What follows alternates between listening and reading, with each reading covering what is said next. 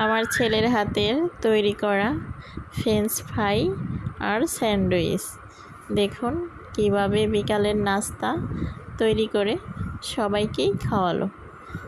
অনেক ভালো হয়েছে আলহামদুলিল্লাহ। খেতে সবাই মিলে খেয়ে নিচ্ছি। এই যে দেখুন স্যান্ডউইচ আর ফ্রেঞ্চ ফ্রাই দুইটাই অসাধারণ হয়েছে, অনেক অনেক স্বাদ হয়েছে।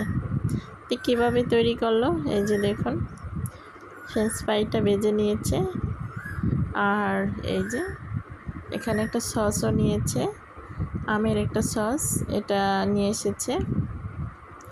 একটা নিরামিষ বানিয়েছে, টমেটো সস আছে, ফ্রেঞ্চ ফ্রাই আছে। আর এই যে স্যান্ডউইচটা কীভাবে তৈরি করেছে সেটাও আমি দেখিয়ে দিব আপনাদের কিছু কিছু। তারপরে একদিন পুরো ভিডিওটা অবশ্যই দেখাবো কিভাবে তৈরি করে। আজকে ঝটপট করে বিকালের নাস্তাটা তৈরি করে ফেললো।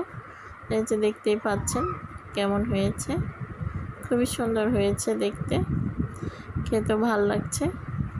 আর মাইশাপুরি তো খাওয়া শুরু করে দিয়েছে এখনই।